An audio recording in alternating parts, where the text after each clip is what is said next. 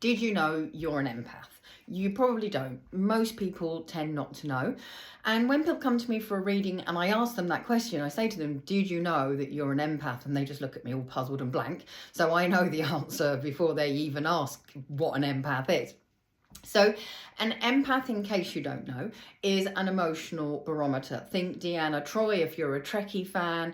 But basically we feel emotions, whether that's people, whether that's places. A piece of music can really move an empath more than it will move the average person. Beautiful artwork, okay? So we're very, very open to emotions and energy. Now, if you go into work on a Monday and you're kind of full of beans, you won 50 quid on the lottery, which isn't going to change your life, but you're, all upbeat and having a great time of it and looking forward to seeing the people at work and catching up on the weekend news. And then you get into work and suddenly you're like, whew. And it's like, well, what happened there? I was fine 5 minutes ago. And you have picked up someone else's, oh God, it's Monday feeling, and they're bumming you out. Now, if you go Oxford Street in London and go shopping, then you are going to hate it. I don't know a single empath that has ever said, no, I love that. Because that onslaught of other people's emotions where they're in their heads and they're going, oh God, my bloody mother-in-law's coming for Christmas dinner, or oh God, the relatives are coming and I can't stand them, or oh my God, I can't really afford to be spending this money on Christmas presents, I'm so stressed and I don't have enough time, and all the stuff that people think at Christmas. That is going to just overwhelm you. Now, there are upsides. The upsides are if you go somewhere fun like a concert, you are going to feel like you are floating on air, even without a drink. Okay, because everyone's like, yay, brilliant concert. Okay, so everyone's in a really positive mind. The odd one that's there on sufferance isn't going to affect you because there's way too much positive energy flying around. You must have had those times when you've walked into a building and you've gone, oh, yuck, don't like this. Or you've walked into a building and you've gone, oh, wow, I love this feeling. Okay. And so that is the empath in you picking up on the energy. So if you went somewhere like the concentration camps, like Auschwitz, for instance, that's going to feel really weird to an empath. It feels really weird to a non-empath, but that's because it's so intense. But an empath can pick up on the more subtle layers, okay?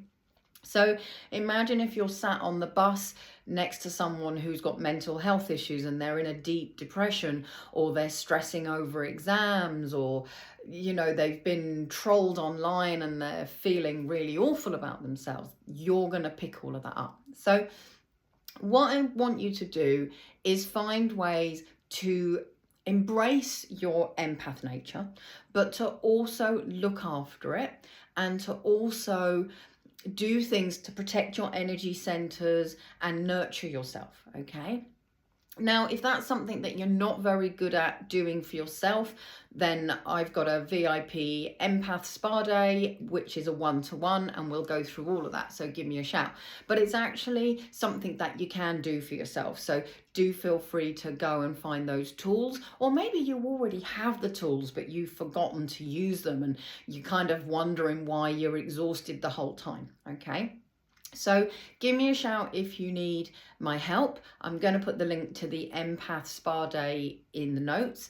But really, I just want you to have that heads up and go and look after your energy, look after your chakras, your aura, and just really nurture your soul so that you're in the best health possible. Because if you get too drained or run down because of being an empath, you're going to get sick. Okay, and funny enough, the people who are worst for it are the therapists and the readers and the light workers, because they give, and they're obviously working with people who've got problems that they want to resolve. Doesn't make them negative people, but they're bringing negative energy to the therapy session, to the healing, to the reading.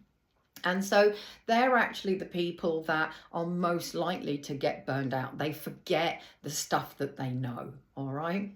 So I hope this really landed for you. Let me know how you feel having had a watch, and I look forward to being back with you with some more videos. Take care.